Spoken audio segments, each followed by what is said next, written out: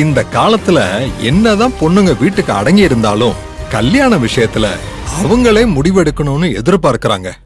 ஏற்கனவே என் பொண்ணுக்கு நிறைய ஃபாரின் வரன்கள் வந்துகிட்டு தான் இருக்கு. யுஎஸ் யூகேன்னு பெரிய பிசினஸ் மேக்னட்ஸோட வரன்கள் வந்துகிட்டு தான் இருக்கு. ஆனா சத்யா வேண்டான்னு தான் சொல்றா. அப்படியா? அவ வாழ்க்கைய முடிவு பண்ண நான் அவளுக்கு சுதந்திரம் கொடுத்தாச்சு. அவ கல்யாண விஷயத்துல அவ தான் முடிவெடுக்கணும். எதுவா இருந்தாலும் நீங்க நேரடியா சத்யாவை கேளுங்க. her decision is final. அப்பா தைரியமா உன் முடிவை சொல்லுமா. நீ என்ன முடிவு எடுத்தாலும் எங்களுக்கு ஓகே தான். சொல்லுமா. அவங்க வீடு தேடி பொண்ணு கேட்டு வந்திருக்காங்க.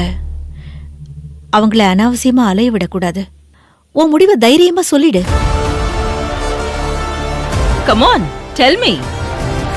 செல்வநாயகி வீட்டு சம்பந்தம் கசக்குமா என்ன? சாரி ஆண்டி, எனக்கு கல்யாணத்துல இப்போதைக்கு இன்ட்ரெஸ்ட் இல்ல.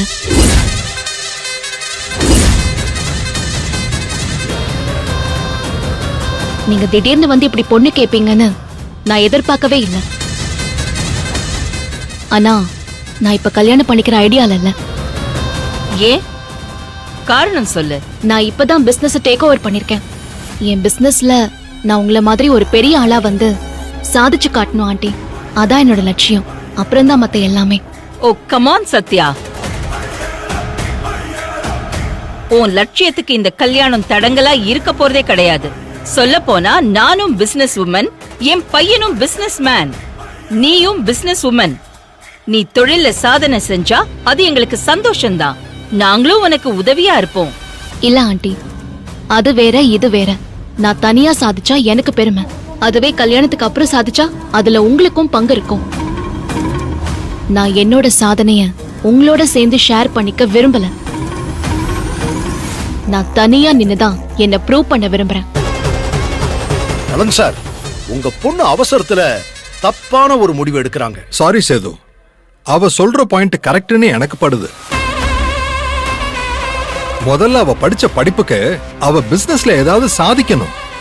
அப்புறம்ல கல்யாணத்தை பத்தி யோசிக்கணும். கம் ஆன் சத்யா, அவசரப்பட்டு முடிவெடுக்காத. I am giving you a golden chance. At least என் வீட்டுக்கு வந்து என் பையனை ஒரு தடவை பார்த்துட்டு அதுக்கப்புறம் முடிவு பண்ணு. சில விஷயங்கள் ஏற்கனவே முடிவு பண்ணி தான் இருக்கு ஆண்டி. உங்க பையனுக்கும் ஒரு பொண்ண கடவுள் ஏற்கனவே பார்த்து முடிவு பண்ணி தான் இருப்பாரு. வாட்? யாரது? அது யாருன்னு கடவுளுக்கு தான் தெரியும். ஆனா அது நான் இல்லைன்னு மட்டும் எனக்கு நல்லா தெரியும். இருந்தாலும் அக்கா உன்னை அன்பா கூப்பிடுறதால நீ ஒரு தடவை வீட்டுக்கு வரலாமேமா. வந்து பையனை பார்க்கலாமே, அவன் கேரக்டர் என்னன்னு தெரிஞ்சுக்கலாமே. சாரி, கல்யாணத்திலே இன்ட்ரெஸ்ட் இல்லைங்கிறப்போ பையனை பார்த்து கேரக்டரை பத்தி தெரிஞ்சுக்கிட்டு என்ன ஆக போகுது சார்? இந்த பேச்சு வேணாம் மேடம், ப்ளீஸ். இந்த டாபிக்கை இதோட விட்டுருங்க. நலன் சார், அதான் சத்யா முடிவை தெளிவா சொல்லிட்டாலே. I am sorry. என் பொண்ணு நான் சுதந்திரமா வளர்த்திருக்கேன். சோ ஓவரா சுதந்திரம் கொடுத்துட்டீங்க. அப்பா அம்மா பேச்ச கூட கேட்க மாட்டேங்கிறா. ப்ளீஸ் தவறா எடுத்துக்க வேண்டாம். சத்யா அவசரப்பட்டு முடிவு எடுத்துட்டா. கொஞ்சம் யோசிக்கட்டும். நான் வெயிட் பண்றேன். சேது, போலாமா? சரிக்கா. இந்த தாம்பாள தட்டு இட்ஸ் ஓகே. சம்பிரதாயமா கொண்டு வந்தத திருப்பி வாங்குற பழக்கம் இல்ல. நான் வரேன்.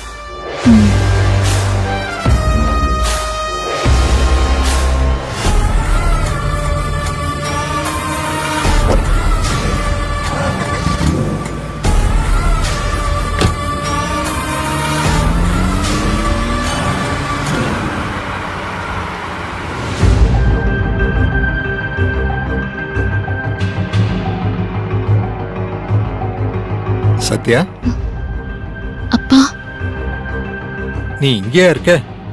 நான் வீடு ஃபுல்லா உன்னை தேடிக்கிட்டு இருக்கேம்மா. செல்வநாயகியே வீடு தேடி வந்து உன்னை பொண்ணு கேட்கிற அளவுக்கு இன்னைக்கு சம்பவம் நடந்திருக்கு. நான் இதை எதிர்பார்க்கவே இல்லம்மா. நானும் இதை எதிர்பார்க்கலப்பா. அந்த அளவுக்கு நீ அவ மனசுல இடம் பிடிச்சிருக்கம்மா. செல்வநாயகிய சுலபமா யாராலையும் அசைச்சிட முடியாது. அதுக்கு எக்ஸ்ட்ராடினரி டேலண்ட் வேணும். நீ என்ன பண்ண ஏது பண்ணன்னு எனக்கே தெரியலமா. ஆனா உன்னை மருமகளா நினைக்கிற அளவுக்கு ஆளையே உலுக்கி இருக்க. இது பெரிய சாதனமா? அதுதான் என்னாலேயே இன்னும் நம்ப முடியலப்பா. இவ்வளோ பெரிய விஷயம் நடந்திருக்கு. ஆனா நீ சுலபமா இந்த சம்பந்தம் வேண்டான்னு சொல்லி அவளை திருப்பி அனுப்பிச்சிட்டியம்மா. நானே அதை எதிர்பார்க்கல. அதுதானப்பா கரெக்ட். என்ன இருந்தாலும் என்கிட்ட கூட ஒரு வார்த்தை கேட்காம நான் அவங்க சம்மந்தம் வேணான்னு சொல்லி தலைய ஆட்டினேனேப்பா.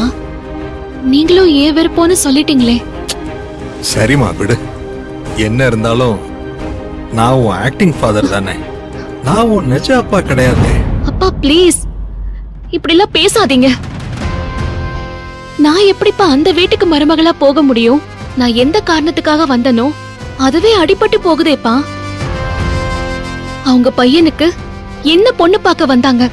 அது என் அக்கா தேவி இருக்க வேண்டிய இடம். அந்த இடத்துல நான் எப்படிப்பா? இல்லம்மா, அவங்க என்ன சொல்ல வந்தாங்கன்னு நீதான் முழுசா கேட்கவே இல்லையம்மா. தேவையில்லப்பா.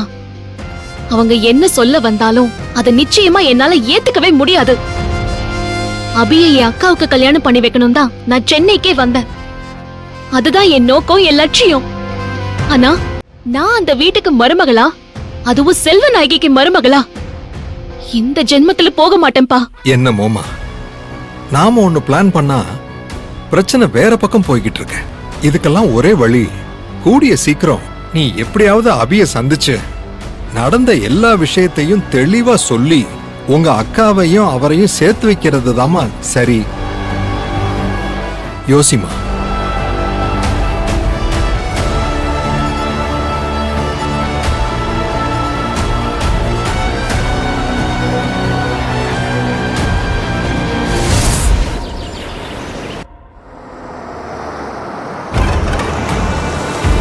ஐயோ கடவுளே, அண்ணி போன காரியம் ஊத்திக்கணும்.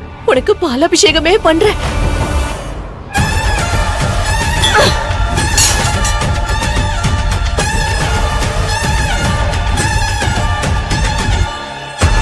எவ்வளவு அகங்காரம் அவளுக்கு. என்ன நினைச்சிட்டியா? இருங்க. அம்மா என்னாச்சுமா? ஏன் இவ்வளவு கோவம், டென்ஷன்?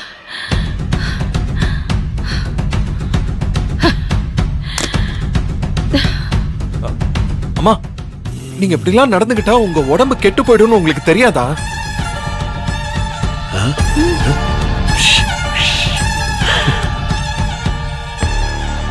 மாமா என்னாச்சு? இல்லப்பா, அது நாங்க உனக்காக பொண்ணு பார்க்க போனோம் இல்ல. அக்காவை பார்த்து அந்த பொண்ணு கல்யாணத்துல இஷ்டம் இல்லைன்னு சொல்லிடுச்சு. ஐயோ